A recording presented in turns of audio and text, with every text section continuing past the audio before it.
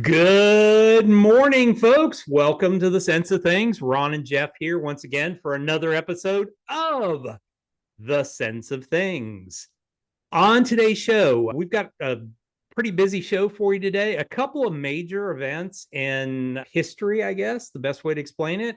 We'll talk about Social Security, and Ron's got another pop culture slide he's going to talk about. Ron's going to really go into detail on some defaults and the increasing defaults that we're starting to see, where there's some cracks in the economy from that perspective. If you've been watching the morning news, you probably heard that the July 2025 PPI went through the roof. So we're going to go into a detail on that. I spent this morning going through the details because I wanted to understand it before listening to the talking heads on TV come up with every excuse for why it was where it was. So stay tuned. We'll be right back on in just a minute.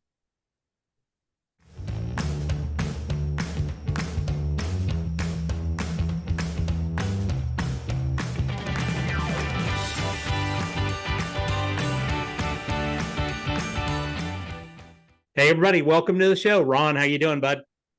Good morning. It is mid-August. I'm surprised I can't even say that out loud. The summer here in Arizona has been pretty mild. This is the biggest month of the year for Wall Street vacations. We've seen some volatility. I think it's going to tick up here going into Labor Day. Oh, yeah, and it always does. We always see it jump up. It's funny, the Wall Street people go on vacation, but the computers don't. And you see all kinds of machinations and movements in the market and everything else. So just expect it and kind of look away and move on at this point. It's the way I look at it. I hear you. You guys aren't getting your monsoon season like you usually are. We actually, believe it or not, we had a storm last night. We had a sprinkle where I was in North Phoenix, but apparently there were some neighborhoods that had better than 80-mile-per-hour winds. It was pretty, and I was just like, because I saw some lightning, but I just figured, all right, and it never came down. But apparently other parts of Phoenix got hit pretty hard. Huh. Wow. Because I've been watching y'all's weather, and we've been getting the rain all of a sudden, which we've been in a drought for almost close to 4 years at this point. So now this year we've been getting some rain, and we've only had, I think, 11 days of 100+ weather at this point in the season, which is very unusual. Last year we set a record. I think we had 90 days in a row of 100+. And most of the days weren't too bad. Some days were bad, don't get me wrong, especially when the humidity kicked up. This has been a mild summer and has been wonderful in the mornings coming into the office. Yep, right there with you. All right. Indianapolis. So today in history, today and tomorrow. Today, 1909, the first Indianapolis race was held at Indianapolis Speedway in Speedway, Indiana. I don't know if you've ever been to the track. When you're going from the highway to the track, it's nice. As soon as you get past the track, you're in the ghetto.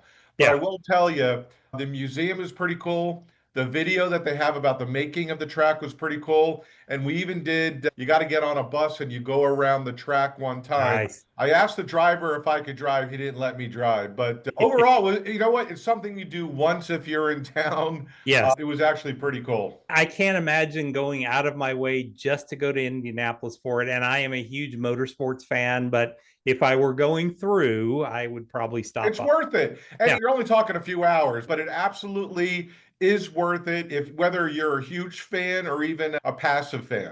It reminds me of bringing my wife, because I'm in anything planes, trains, or automobiles. We were in, I think it was like 3 or 4 years ago, we were in Colorado Springs, and there is an air museum in Colorado Springs that we went to. And when we're there, the guy at the place is the little docent is, hey, you can do this like tour, like a guided tour. And so we're like, what the hell? We're here, might as well do it. And it ended up being a 3.5-hour guided tour of this air facility. But the unique thing about it is every one of the airplanes, they're mostly World War II and earlier. Every one of the airplanes is an actual flying airplane. Wow. And so it was super cool. And then they took you back into the mechanics area where they rebuild these things and showed you like how most of these planes were like found in the Pacific and had been buried underground, and they took them out and then rebuilt the things and all this stuff. It's an amazing museum. And my wife's, I must love you because I cannot believe I spent 3.5 hours doing I'll it. tell you what, when you come to Arizona, if you go 2 hours south to Tucson, it's Yeah. got the largest plain boneyard in the Yeah. world, and Yep. they got a beautiful museum there. I haven't gone there yet. They have an SR-71 there. Yeah. Man, it's like everybody has an SR-71. They just give those things out like a, I don't know, but I would have loved to have gone on a ride when I was too young, obviously, back in the yeah. day. But anyway, so yeah, when you Okay. come out, I think you'll end up spending a day there. All right, here we go. 1920, Summer Olympics Okay. today. First time doves are released to Huh. symbolize peace. I don't think they do that anymore, do they? Sure, absolutely. That's the Okay. tradition. Okay. I think as soon as they light the flame, that's when the doves go. Yeah, and that actually they just catch a bunch of pigeons and throw them out there and say they're doves. But yeah. 1932, Philip makes its 1 millionth radio. I Wow. thought that was interesting. I figured that would have happened a lot earlier, being Yeah. coming around the turn of this century. I know it became big in the 20s, but I Yeah. would have figured it's like today, everybody's got two TVs. And it wasn't, yeah. And it wasn't Philips was the only manufacturer. You had a ton of manufacturers back then. Wow, that's a lot Yeah, they though. were the biggest. Yep. Yeah. The Wizard of Oz was released actually tomorrow is their anniversary date, based on the Awesome. book. Based on the book, yes. Woodstock, 1969. I was a little young. Now, this is interesting. I had to look this up. We were talking about it in our pregame. Yeah. So 1971, Nixon got off the gold standard. We were originally Mhm. on the gold standard 1933. But I didn't understand, what do you mean Congress authorizes US citizens to own gold? We had Mhm. talked about it and I had looked this up, but Yeah. basically people were not allowed to own gold because in the 30s in the Depression, we had the economic crisis and they wanted to stabilize the dollar. So they went to the gold standard. Apparently, so when they abolished it, people were allowed to own gold coins, gold certificates. I knew about silver certificates. I wasn't sure Yeah. about gold certificates. And I thought this was interesting because I don't think, obviously, everybody didn't turn in their gold, but gold was Hmm. only worth what, $5 an ounce Yeah. then, $10 an ounce at the most? I thought it was Yeah, I interesting. think it was somewhere around there. But yeah, then it basically was flat for that whole time period in between there. So, I always love when they compare like inflation during the 50s and things like that, 40s and 50s to today and everything else. And yeah, but it was all fixed. But the interesting thing is they said that they wanted people to own gold. I was reading an article before we got on because Yeah. they wanted to control because they felt that people felt that it would be a hedge against inflation. And I Yeah. always wondered every time we got inflation, because if we had that huge inflation 2022, gold was Mhm. flat. Yeah. So I Yeah. think that was like this old wives' tale about hedge on gold because it worked once or twice, so it's got to be that way. It's only been around 50 years. Yeah. We've Yeah, only had what, exactly. three I or mean, as four far as bouts of being able to inflation. own it again, yeah, before that you could own it. But yeah, for a pretty good swath of time, you couldn't even touch the metal. Yeah, and I mean it you got caught holding it, you could get in massive trouble. I I mean, got to look that up yeah, because I'm still shocked by it was I never ever read, I never saw in the reading it was illegal. yep, Okay, but I've got to do so. I got to do a deeper dive. Maybe we'll do a session on that. yep. And in 2019, plastic was found in 90% of rain samples taken in Colorado. Now, why I put this in there, I have no idea, but we are so plastic laden. And I remember somebody said to me, or it was a professor in college said, if you really want to become a billionaire one day, figure out a way how to dispose of plastic. It was interesting. Although the funny joke was, you know what Cheese Whiz is, right? The aerosol cheese out of a can. That's one molecule away from plastic. And actually, if you've ever tasted it, I think It that's true. pretty much is right there. Yeah, it's within striking distance of it. So we have a couple And quicks. Yeah. one quick not to forget is today is the 90th anniversary of the passing of the Social Security Act. Boy, has that morphed into something we never expected. Oh yeah. That good and We need to do bad. a whole podcast on that. Yep. All right, so I've got a couple of quick screens here now. Market's been good. We're down a little bit today. Haven't looked in a few minutes, but over the last couple of years, you and I have been, if not bearish, big bears. Mm. Yeah. And I might be a little fuzzier than you, no pun intended, but we've looked at a lot of different things here and got a couple of slides on some delinquency rates. So, number one, this is the rate on lease financing receivables, or factoring, it's called. A lot of Hmm. people will call that, Yep. where basically this is among the top 100 banks spiking. Here we Hmm. go. Asset quality measures, delinquencies on all loans and leases to consumers' credit cards. That's the big one here, Mm. among the 100 largest banks by assets. Okay. I'm not saying it's spiking, but it's elevated. Yep.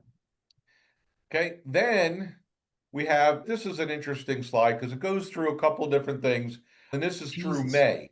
So this is 90 days or more delinquent on four major areas: mortgages, which isn't horrible; Mm. auto loans, which has been ticking up; credit cards, we know we've been talking about that for 2 years, Yep.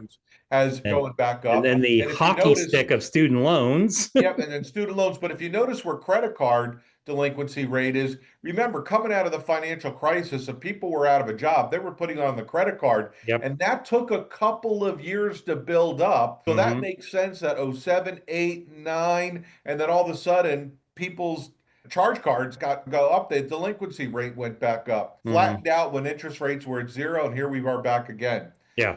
The last one that I have is delinquency rate on consumer loans. So that's been ticking back up.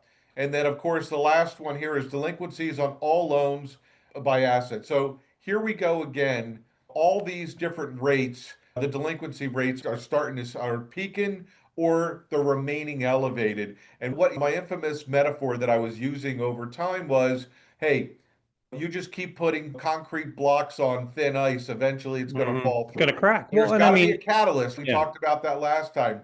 There's always got to be a catalyst. So we could keep going up while all of the debt and delinquencies go up. By the way, I didn't have the slide on it. We just breached 37 trillion in debt. So I don't want to hear about how tariffs are going to be paying bills or what Mm. the one big beautiful bill is doing. That has not, the trend Yeah. is your friend until the bend at the end. Our Hmm. national debt is not bending. Yeah. And that's a problem. And I'm sure we will talk Well, about. but I think that you hear all these politicians whining and bitching and complaining about everything, but I've yet to hear one person say a word about basically usury rates that credit cards and loans are charging at this point. You know, I I have heard him talk. It's been a while, but I don't think it's reported. There are definitely a couple of adults in Congress on both mm, sides, yeah, but no, it's not a headline. It's not no, a headline. it's not a headline. It should be a headline. Of It's course. the thing that's affecting people probably more. You wonder why delinquency rates are up. Good Lord, you can't if you've got 30%, loan or 30% interest rate every month, no matter what you pay, you're basically just paying it to interest and you're not paying down your principal at all. And So, the charts that I show are government charts. yeah. It's not like they don't have access to that I mean, information. yeah, you have access to this data, and why is nobody caring at all and saying, okay, guys, yes, I understand we were in a bad time at certain points, but and interest rates did go up. But I'm sorry, it's gotten to the point where interest rates have started to come back a little bit, and those rates are staying up there in the high 30s. And I get it. They're going, hey, there's going to be massive defaults, and we're have to screw some people to be able to pay for the defaults for our companies to stay afloat. But okay, you can solve the problem also by pulling some of those rates back. And I Well, just here's don't the think they interesting want thing. to. I've never, at least I can't remember, but I changed credit cards about 3 years ago, and they gave me a pretty significant credit line, which I Yep. haven't even gotten close. And Sure. I never requested it. They Yep. doubled it three Yep. months ago or 4 months ago. Yep. I pay it off every month. I guess they think that, hey, I'll spend more, I'll pay it off quick. I don't know. But my whole point is that the people that, have 5, 10, 20, and I have talked to some people, didn't take them on as clients, that have 20, 30 plus $1,000 in credit card debt, and they don't have the income to truly pay it down. And Mm. even if they're at the bare bone on monthly expenses, it's not going to happen. Yeah. Yeah. I mean, it's just, once again, it's like I got into the habit of yes, I use them. In fact, I use them all the time in my businesses and everything else, but I just pay everything off at the end of the month and life is good, I you hear you. know? All And right, what do you got? all right, let me bring this up here real quick. Hold on. You share that screen. Okay, can you see that? Now I can. All right. Okay, so let's talk a little bit about PPI. Wait, the history of Playboy magazine? What are you showing here? Yeah. Oh, sorry. Whoops, wrong slide. PPI, for those of you that don't know what it is the measure of inflation at the wholesale level, tracks average prices, changes in prices domestic producers receive for goods and services. It's a key signal of future consumer price trends and of Fed policy decisions, and it's released monthly. And so things like food and energy, machinery, this is the weird one. And this, I really hadn't dug into this before, and it hasn't shown up in a lot of these when I've looked at PPI, because PPI, quite frankly, has been muted most of this year. But financial services are included in PPI. How that's a producer thing, I have no idea. Hold on, But you probably got to dig down into what the financial services are. Is it the whole industry? Because I'm sure part of it would make sense, but it no, depends on what they're picking and choosing. yeah, so it's brokerage, it is portfolio management, it is other financial services. So, how is that a producer of anything? I have no idea. Recently, Producing of income. yeah, reduce recently, or I think after our last podcast, the BLS chair was fired, mainly because just the numbers just don't make sense. They're They all never have. Doesn't matter who's Oh, I president. know. That's the thing. Like I said, the funny part was everybody's trying to defend her, and he shouldn't have fired her just because the numbers are weird. I'm like, no, you should have fired her because the numbers are weird. None of it ever makes sense. This is the big problem because we could spend a whole thing on this. Unfortunately, I'm not crazy about the person they put in charge of it, and that's another whole story. Yeah. Because you don't want someone fudging the numbers that's in bed with the administration. Yeah. Let's leave it at that. But if they would just put out on when they produce a number to say, because sometimes some of the numbers aren't all in. We've talked about this before.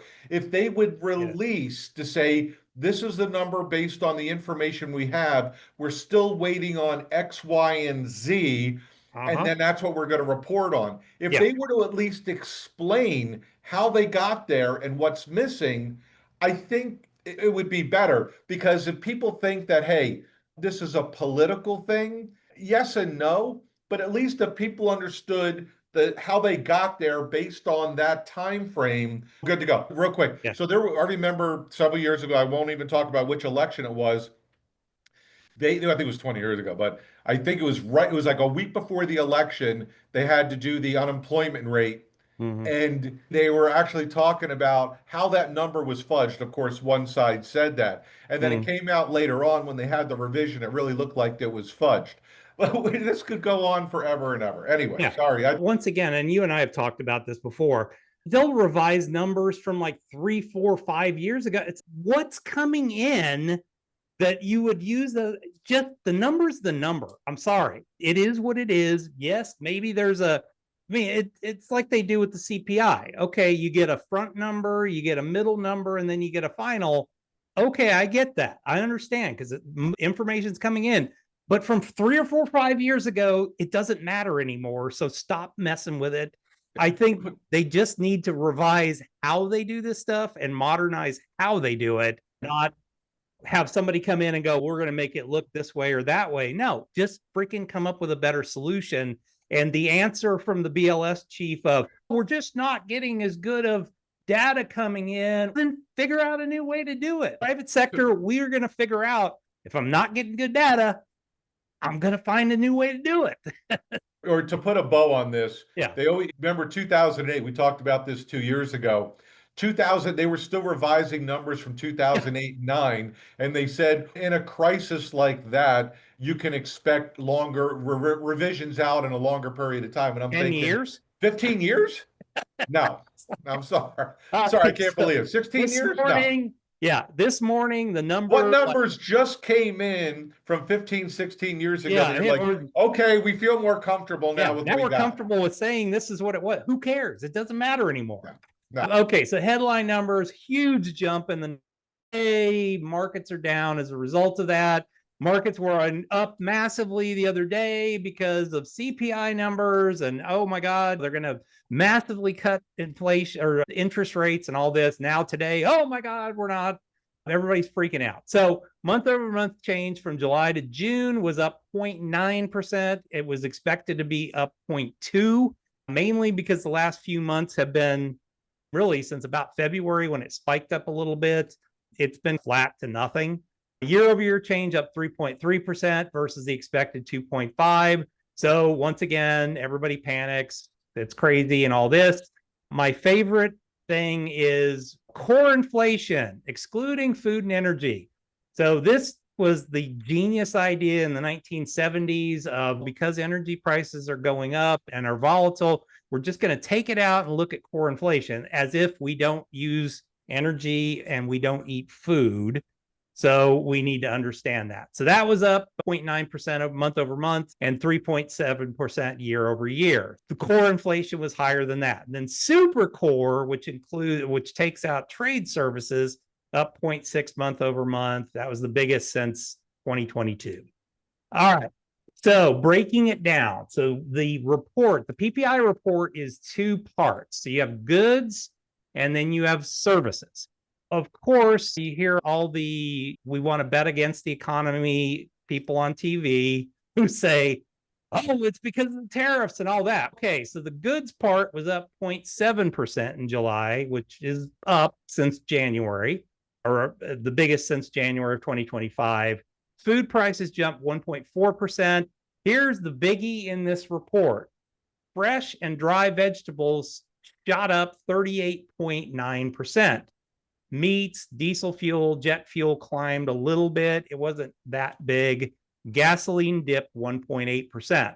So once again, this is my favorite part. Good. So when you look at the report, and to be honest with you, the next person that needs to get fired at BLS is the person that writes the explanation.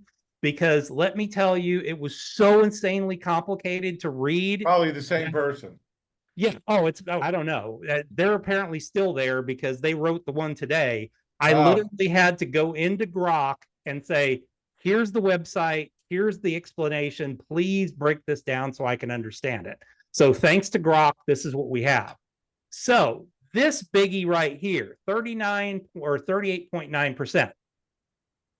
I figured maybe it's tariffs. So really the biggest tariff on any kind of vegetable is that there's a little carve out from the Mexico tariffs, the Canada-Mexico tariffs. There's a little carve out of 17% for tomatoes because that is the largest export out of Mexico. So it was a way that they slapped on Mexico to say, hey, stop letting drugs come across the border. So yes, that is part of it, but it ain't going to be all the vegetables and all that. We've had some really dry weather in parts of the country and then some ridiculously wet, disgusting weather that had, I think, put a lot of issues on vegetables, basically. So that was the big driver in the goods part. In the services side, wholesaler profits were up. So there's about a 2% increase on that side. Machinery and equipment, and they don't really detail, is this machinery and equipment that's built here, or is this machinery and equipment that's imported into the country?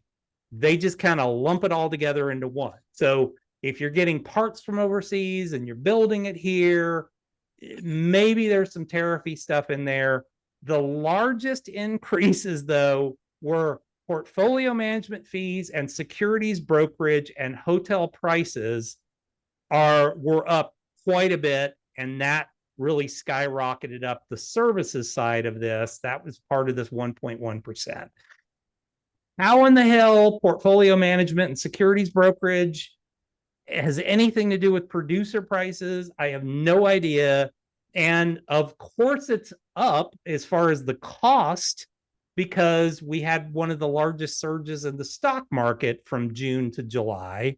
So, yes, those things bill more, but people in our industry don't increase our margins if the stock market is up. It's just we bill more because we get a percentage of whatever the portfolios are. Or transactions happen and securities brokers make more because there's more transactions happening. I once again, You got to think about Bitcoin options trading. Both of those are skyrocketing in addition to obviously high frequency trading. Once again, how in the hell is that a producer price? That tells I agree with you. I agree. Hotel prices. Now, I will say I was listening to the news yesterday, and one of the ladies that's on there is like from a really high-end travel luxury travel company, and she was saying that usually the fall is considered the shoulder season. There's not a lot of travel that happens. And she said that has spiked dramatically during the fall. So that would explain it. And I can completely tell you, I just booked a trip up to Massachusetts for October for my anniversary. And let me tell you, hotel prices are massively up. Boston is usually pretty expensive too. Yes, it's always been expensive, but the average daily hotel rate in Boston is like $485 a night up there. We're staying in a bed and breakfast. And the scary thing is, we're staying in a bed and breakfast. We were actually just for grins said, hey, let me check like London. I could stay in a penthouse apartment overlooking the Thames, like beautiful, just massive apartment for the same price that I'm paying for a cottage on a lake in Concord, Massachusetts, the same week. It's insane. Wow. Okay. So what was out of whack? As we said, 39 or 38%, 39% spike in vegetable prices. I could argue with the 17% U.S. tariffs on Mexican tomato imports. Yes, that is the massive thing that comes out of Mexico. 90% of U.S. tomatoes here. Honestly, I just bought a whole bunch of tomatoes this weekend, and it wasn't like, oh my God, the tomatoes are so expensive. Service volatility, wholesaling margins and financial services swung high. Okay, fine, whatever. That has nothing to do with tariffs. Revisions and broader trends, BLS data revisions from March and June, shifted baselines, follows June's flat PPI, making the rebound feel more dramatic. Yeah, yes, once again, this goofy crap. And then policy, tariffs on Mexico, blah, blah, blah. Always thing is going to say climate change, weather driven, heat waves and droughts in California, which, yes, there's been a ton of that. And that's where we get a vast majority of our fruits and vegetables and stuff like that is out of that Central Valley of California. And they have been in a pretty massive drought here. So that I could see it. Now, is it that 1 month all of a sudden that caused all that? I don't know. My thing is, it's interesting that when tariffs were announced in February, we saw a huge spike up in PPI and then it went flat. And now the tariffs went into effect in July. Now we see a huge spike up in PPI.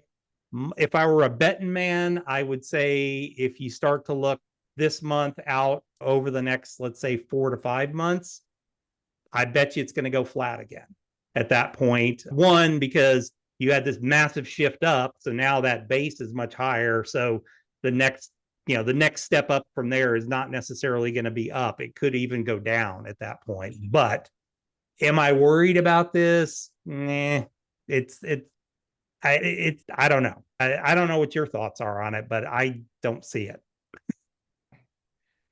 I'm confused by most of these numbers between CPI, PPI, PCE. It's very frustrating because obviously the media, whether it's print or digital, needs to talk about something.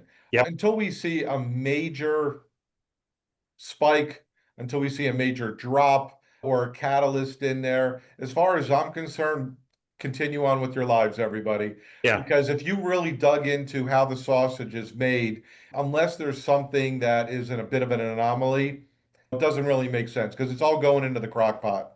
Yeah. And we sound like a broken record, but what you covered at the beginning of this podcast, that is the thing that scares the living hell out of me. Correct. I agree. Because all it's going to take is a flattening of the economy and jobs starting to go away, and people aren't getting hired that are massively leveraged like that. And that's where we're going to have the big. It all comes down to, if people are employed, they're going to continue to spend. Yep. Whether they get money or not. Yeah. And the financial services industry is massively leveraged to these really high percentage debt things. And if people just stop paying, wham. I mean, that affects the financial services industry, which then has just a layered effect outward. Which is one of the reasons why I do not offer margin to clients. Yeah. One of the reasons. Compliance and everything else. But yeah, there's no reason for that additional leverage. No, there isn't. And honestly, in your own life, there's no reason for that. And if, whether a borrower, or a lender be, I mean, it's okay to say no to spending on something you don't need. That's exactly right. Think about it. Now that I sound parental. Put it into your Amazon. Don't just buy it on Amazon. Put it into your cart and then leave it there for a couple days. And if you didn't buy it, you probably didn't need it at that point. I agree. So yes, some good, some weird, some I don't understand out of this one, and a little bit of bad mixed in there. So just keep your eye out. Make sure you take care of yourself. Make sure that you aren't getting yourself into a situation that makes it even worse for you in the long run. And hopefully we keep employment going in this country. I agree. All right, folks. Thank you for joining us. Hopefully this made sense to you, and hopefully it was some answers to some information that you might have wanted for the day. Thanks a lot. We'll see you back here the very next time.